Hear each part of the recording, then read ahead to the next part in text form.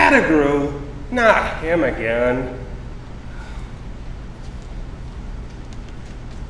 That's not him. Too much hair.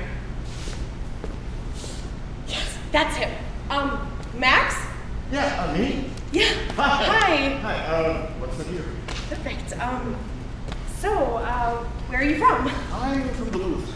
Really? Me too. Oh. Well, Superior, but I went to Duluth all the time. Wow, I was in class of 92. Oh my gosh, I was totally 92 as well. It's so crazy. Did you ever go to Fancy Dance before it burned down? Oh God, fancy dance. I never missed $2 margarita night. I've got every one of those stupid little plastic souvenir cups they used to give away. My daughter decorated her room with them. That's right. Your profile said divorced with 2 kids. Yeah, Jan's 11 and Marcy's 15.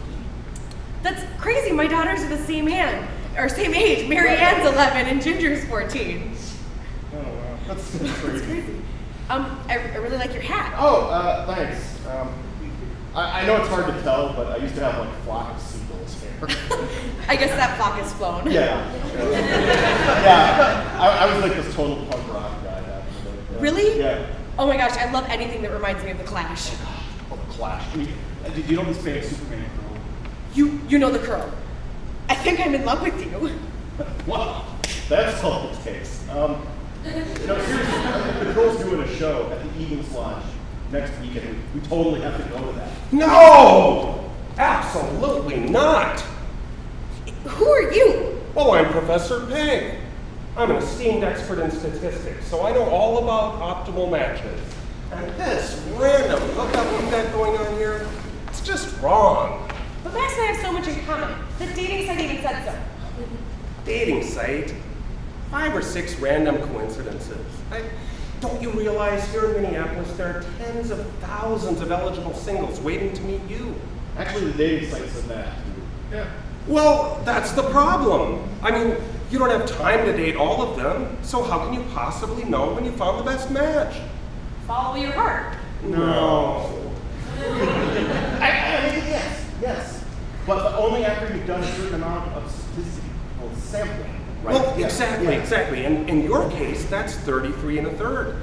33 and a third? What's 33 and a third? Well, it's your adequate sample. I mean, it's N over E times some factor. What? Okay, let me dumb this down for you.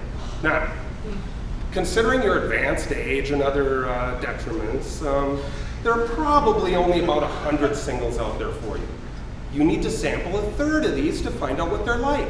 You need to go on 33 and a third dates. What about love at first sight? That would introduce unacceptable error. Now, look, date 33 and a third men. The best of these represents the best of the best. That's your benchmark. After that, whoever comes along who's as good or better is the best you will ever do. This is so obvious. I guarantee this. You know, I think the professor's right about this. I mean, we don't want to get too relationship-y too early in the process.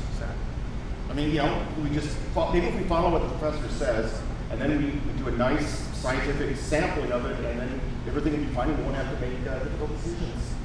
Well, exactly. I mean, I can help you. Okay, frankly, you can help me too. My nemesis, Professor Pettigrew. First, he stole my wife, then he stole my rightful place on the Journal of Improbable Statistics. Oh, that's pathetic. I have to get even.